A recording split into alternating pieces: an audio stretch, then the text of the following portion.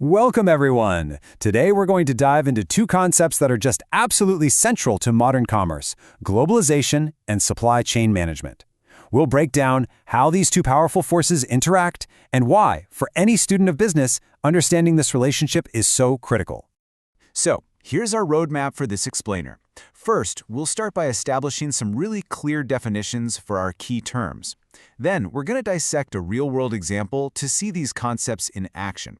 After that, we'll weigh the pros and cons of global supply chains, explore how they're managed, and then wrap everything up with a core academic takeaway you'll definitely want to remember for your exams. All right, first things first. To really get a solid grip on this topic, we need to be on the same page about what these terms actually mean. Solid definitions are the bedrock of any good analysis. So, what exactly is globalization? Well, in simple terms, you can think of it as the world becoming more and more interconnected. It's all about reducing the barriers between countries, which allows goods, services, money, and even people to move across borders with much greater freedom. This whole process creates a single, vast, and highly integrated global marketplace. Okay, so that's the big picture. But that leads to the really crucial question for our topic today. How does that broad idea of an interconnected world translate into the practical, day-to-day discipline of supply chain management? That is a great question. For a supply chain manager, globalization basically turns a national operation into a really complex global puzzle. As you can see here, it means your entire value chain is spread out across the planet. You're no longer just buying locally, you're engaging in global sourcing for raw materials. You might decide to locate manufacturing in a totally different country to access certain skills or lower costs. And, of course, you're serving customers in dozens of different nations. Your supply chain becomes, quite literally, a web that spans the entire globe. Theory is one thing, right? But let's make this a little more tangible. Nothing illustrates this concept better than looking at a product we all know and use just to see how all these pieces fit together in the real world. Exactly. And we'll use something that many of us have in our pockets right now, a smartphone.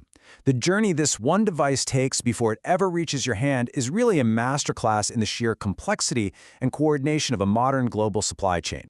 Now, what's really fascinating about this is the sheer geographic spread it shows. The whole process starts with sourcing raw materials, like essential minerals, from various countries in Africa. Those materials are then shipped from manufacturing into high-tech components, like processors and screens, maybe in a country like China. From there, these components travel to yet another location, let's say India, for final assembly. And finally, a really complex international logistics network kicks in to distribute the finished phones to customers in Europe and all over the world. It's like a truly global relay race. That example really highlights the incredible scale, but it also kind of hints at the potential for things to go wrong.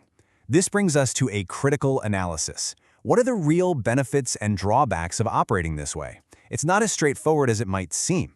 Precisely. This is a classic double-edged sword, and it's a core tension in business strategy. On one side, globalization presents these massive opportunities for growth and efficiency. But on the other, it introduces significant new risks and complexities that have to be managed very, very carefully. So let's break down both sides of this equation. Okay, let's start with the upsides. The most obvious benefit here is reaching new markets. All of a sudden, your potential customer base isn't just one country, it's the entire world. This also unlocks global sourcing, which allows companies to find the best quality or the lowest cost materials and labor from anywhere. This access, in turn, fuels a wider product selection for all of us as consumers and, of course, drives overall business growth.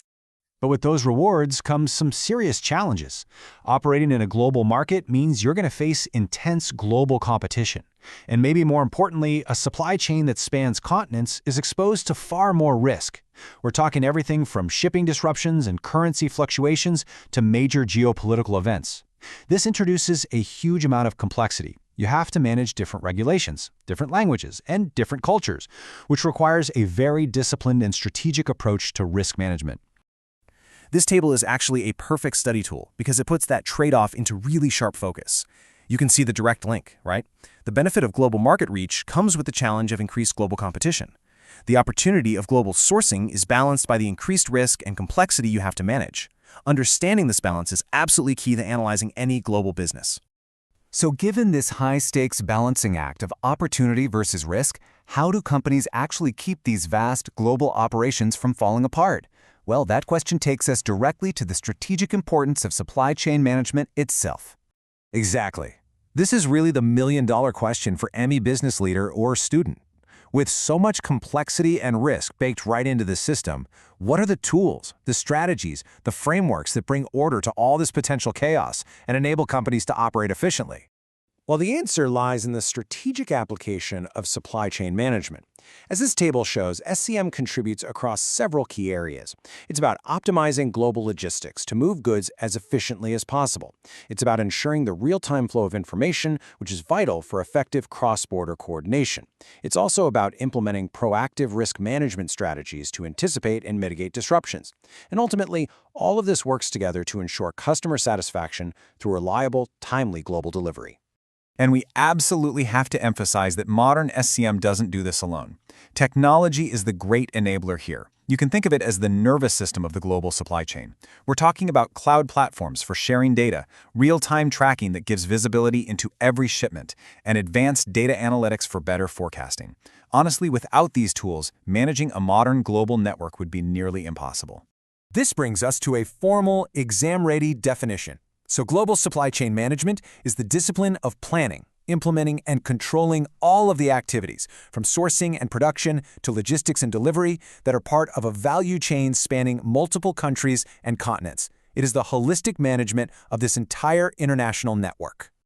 Okay, let's bring all of this together.